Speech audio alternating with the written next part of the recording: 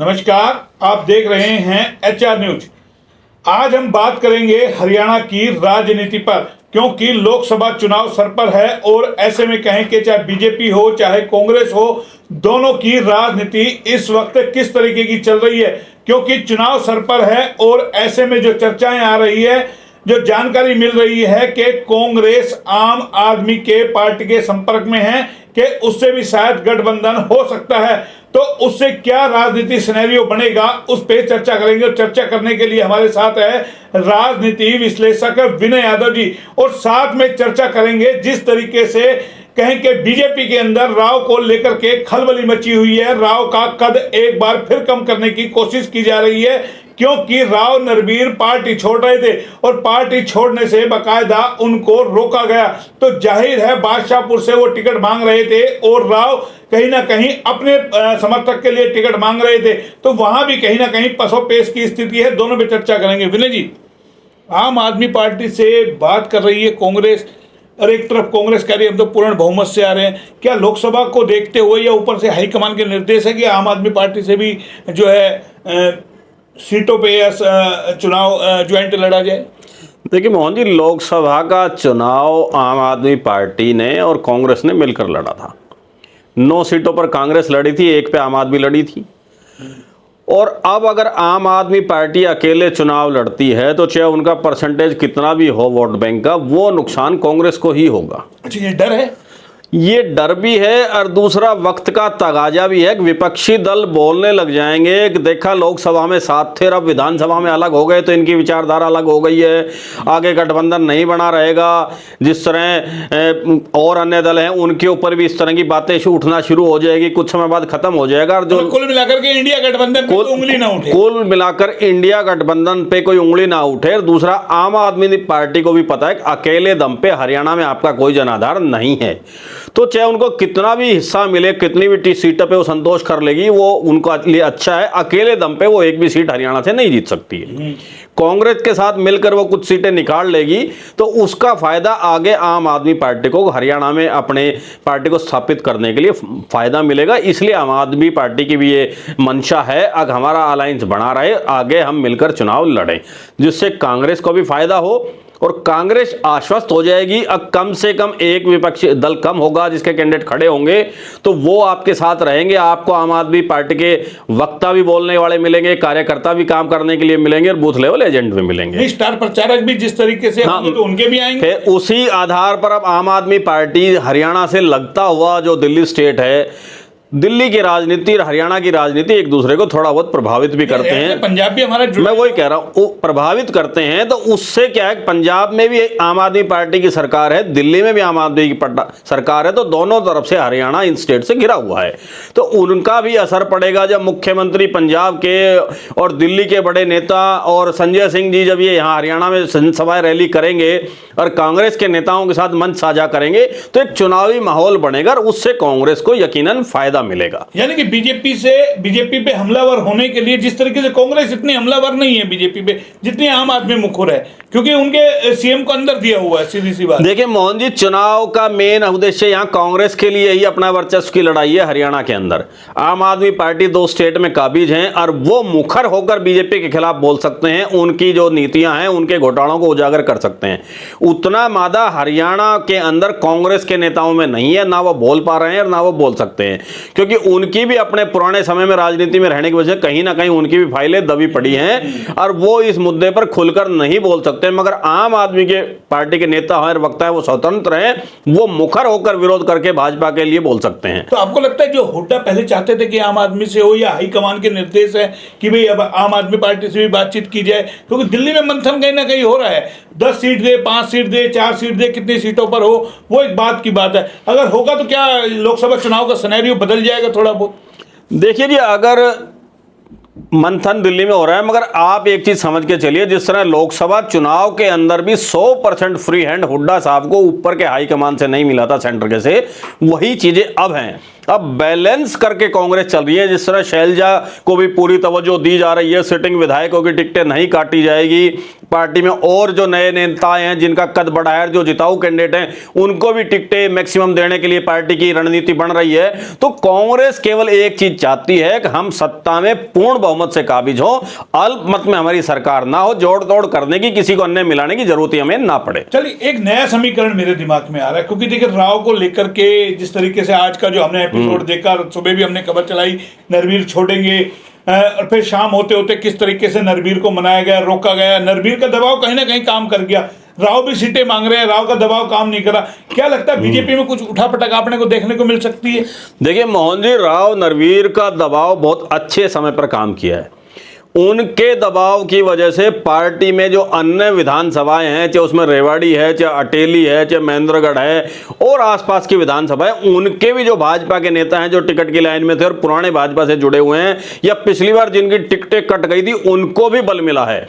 एक तरह से उनकी भी आशाएं जग गई हैं कि अब आपको भी दरकिनार ऐसे ही पार्टी नहीं कर सकती है किसी के दबाव में आकर के।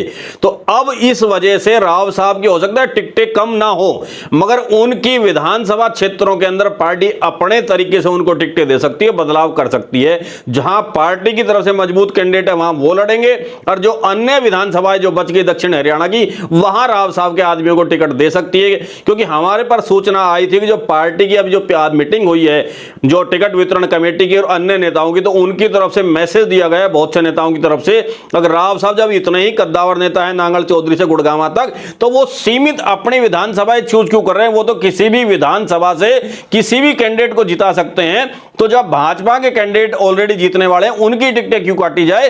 और जो विधानसभा है वहां से राव साहब को टिकट दे दो, हमें कोई आपत्ति नहीं है। राव साहब वहां से अपने कैंडिडेट को चुनाव लड़ाएं और जिताएं। लेकिन एक बड़ा सवाल है ना कि कई सारी सीटें ऐसी है जहां राव अपने विरोधियों को भी ठिकाना लगाना चाहते हैं। देखिए मोहन जी, अब भाजपा समझ गई है कि आपसी खींचतानी में विरोधी नहीं, भाजपा ही ठिकाने लग जाएगी। तो पार्टी के आला कमान जो हैं, जो आपकी सेंटर की चुनाव जो कमेटी है, वो बहुत सोच समझकर और बड़ी गहनता से इस पर फैसला ले रही है। पूरे रिपोर्ट कार्ड पिछले किस नेताओं के क्या बयान थे और उनका क्या रुख है और वो आगे कितना नुकसान कर सकते हैं, उसके ऊपर मंत्रणा चल रही है। और उसके बाद 5 तारीख के बाद ही टिकटों की घोषणा होगी, 5 को हो या उसके बाद हो। नरवीर ने देखिए कहे, जैसे भी आपने कापड़ीवास का जिक्र किया, संतोष का जिक्र किया, तो आपको नहीं लगता एक ऑक्सीजन दे दी? क्यों इनमें इतना दम नहीं था कि विरोध कर सके, इस तरीके से हुंकार भर सके कि मैं पार्टी छोड़ रहा हूं, हिम्मत दिखाई? तो आज लगता है इनको बल मिल गया है, जो आप मान रहे हो? बिल्कुल बल मिला है मोहन जी। आपको मैं बताऊं, अब बावड़ के अंदर से भी राव साहब ने अपने आदमियों को नाम दिए, वहां से भी 2 पुराने भाजपा कार्यकर्ता जो जिला परिषद के चुनाव लड़ चुके हैं, उनके भी फोन हमारे पास आए थे, भाई हमने भी टिकट के लिए अप्लाई किया था और हमारे नाम की पैरवी नहीं की, हम राव साहब के साथ लगातार लगे हुए हैं, अब हमें भी पार्टी हाईकमान के पास जाना पड़ेगा और अपना विरोध दर्ज कराना पड़ेगा। अगर हम पार्टी के पुराने नेता हैं तो जो नए पैराशूट लैंडिंग हो रही है उनको टिकट ना देकर पुराने नेताओं को टिकट दी जाए। बनवारी की जैसे बावल से बात चल रही टिकट के लिए, बनवारी हिम्मत दिखा सकते हैं इस तरीके से? हाँ, अब बनवारी जी को भी बल मिलेगा, वो भी अपनी बात मुखरता से रख सकते हैं। पार्टी हाईकमान बनवारी की टिकट काटना नहीं चाहते थे, मगर वो तो इलाके के विरोध और राव साहब के विरोध की वजह से बनवारी लाल की टिकट थी वो बैकफुट पर गई थी। मगर अब धीरे धीरे सिनेरियो चेंज होता जा रहा है। अब आपने एक बात और कही, जिस तरह से कांग्रेस का और आम आदमी पार्टी के अलायंस की बात चल रही है, तो अगर इनके अलायंस की घोषणा होती है तो हो सकता है भाजपा के कई बड़े नेता जिनको पार्टी की तरफ से तवज्जो नहीं दी जाएगी, वो आम आदमी पार्टी का रुख कर सकते हैं। क्योंकि उन्हें भी लगता है अगर आपकी यहां सुनवाई नहीं है तो आप एक नए, कांग्रेस में भी उनको इतनी तवज्जो नहीं दी जा रही, तो वो आम आदमी पार्टी के सहारे अपना राजनीतिक हित साधने में गुरेज नहीं करेंगे। तो अगर राव को नाराज करेंगे तो आपको लगता है पार्टी का नुकसान है? फिर राव अगर कोई बड़ा डिसीजन ले ले तो राव साहब सिटिंग सांसद है, वो मैं उसी बात पे आ रहा हूं भाई। राव समर्थक तो हैं। मैं वही बात कर रहा हूं, राव साहब सिटिंग सांसद है और राव साहब कभी भी अपने हाथ में आई हुई आरामप्रद कुर्सी को गंवाना नहीं चाहते। वो इतना तो कर सकते हैं कि अपने जो टिकट के दावेदार हैं उनको इशारा कर सकते हैं कि आप दूसरी पार्टी में चली जाइए। ये नहीं। राव के लिए भी, राव को भी तो घेर रहे हैं ना पार्टी में। अगर राव विरोधी को लगा रहे तो विरोधी भी तो राव को घेर रहे हैं ना। तो राव भी तो आम आदमी पार्टी से डील नहीं कर सकते। आम आदमी पार्टी को हरियाणा में बड़ा चेहरा मिल जाए, आप क्यों नहीं इसके ऊपर विचार करते? सोच के देखिए आप कि अगर राव इंद्रजीत सिंह ये आम आदमी पार्टी से संपर्क कर ले कि भाई तेरे को बड़ा चेहरा मिल जाएगा हरियाणा के अंदर, तुम्हें स्थापित होना है, जितनी सीट आएगी बैठ करके बाद में मोहन जी पार्टी से सिटिंग मैं हंस इसलिए रहा हूँ, आप लोग पत्रकार नहीं, मैं इसलिए हंस रहा हूँ, नहीं हमने नहीं सुनिए, नहीं मैं इसलिए हंस रहा हूँ। आज जिस तरीके से एपिसोड हुआ, अगर नरबीर ने हिम्मत दिखाई तो राव भी दिखा देंगे हिम्मत। जब पार्टी अल्पमत में है, पार्टी दबाव में है, जब नरबीर को जाने से रोक सकती है तो इंद्रजीत को बांध के थोड़े ना रखेगी? बताइए। अब आपकी हो गई बात पूरी, मैं बोलूं? मैं वही तो पूछ रहा हूँ। ये पत्रकारों की तरफ से जिस तरह की ये जो फेक खबरें चलाई जाती है ना, नए अपवाद दिए, आप मुझे बताइए क्या संविधान में ये पॉसिबल है कि आप सिटिंग पार्टी के सांसद रहते हुए दूसरी पार्टी आप ज्वाइन कर लें? इस्तीफा देने की हिम्मत राव साहब में है नहीं, और वो इस्तीफा दिए बगैर स्वयं आम आदमी पार्टी में कैसे जाएंगे? वो अपने पुत्री को, अपने समर्थकों को तो भेज सकते हैं, मगर स्वयं वो आम आदमी में जब तक इस्तीफा नहीं देंगे तब तक नहीं जा सकते हैं। तो ये इस तरह के जो कयास लगाए जा रहे हैं ना, इस तरह की अफवाहें हैं, ये एक पार्टी पे दबाव डालने का प्रयास है। अगर राव साहब में, मैं उसी बात कर रहा हूं, चले जाएंगे, मैं वो विधानसभा का सिनेरियो देख ले, आम आदमी पार्टी में आ जाए, आ गए, 7 सीट मिल गई, 5 सीट मिल गई, आम आदमी को जिता दिया, तो एक बल मिल जाएगा ना, अपने 5-7 समर्थक वहां हैं। नहीं, आम आदमी पार्टी के क्या टिकटें राव साहब के कहने से सारी दक्षिण हरियाणा मिल जाएगी? वही तो बात कर रहे हैं। तो मैं उसी बात पे आ रहा हूं ना। अब इस तरह के जो कयास है, ये इस तरह की संभावनाएं ये मीडिया द्वारा ज्यादा पैदा की जाती हैं। अब मैं यही कह रहा हूं, ऑथेंटिक बातें नहीं है ये। अगर राव साहब के लोकसभा विधानसभा के बाद चले जाएंगे तो क्या लोकसभा की बीजेपी में रहते हुए वो आम आदमी पार्टी की खुली मन से कैसे मदद करेंगे अपने वर्करों की? या आम आदमी पार्टी की, आप मुझे ये भी बताइए ना, क्या इस तरह की खबरें हाईकमान को सबको नहीं जाती है? ये अपने मंच को हो सकता है नहीं जिंदा कर सकते, इतना भी मादा उनमें नहीं है कि वो इंसाफ मंच की पार्टी बनाकर उससे अपने कैंडिडेट को लड़ा सकें। राव साहब सांसद बन गए हैं, वो सांसद का पूरा सुख भोगना चाहते हैं। उसी पद पर रहते हुए जितनी अनुकूलता होगी, उसी अनुकूलता के अनुरूप वो अपनी पुत्री को और अपने जो समर्थकों को, राव को घेर रहे हैं तो पुत्री को आसानी से जीतने देंगे क्या? अटेली, अब आप सेफ से समझ रहे हो क्या?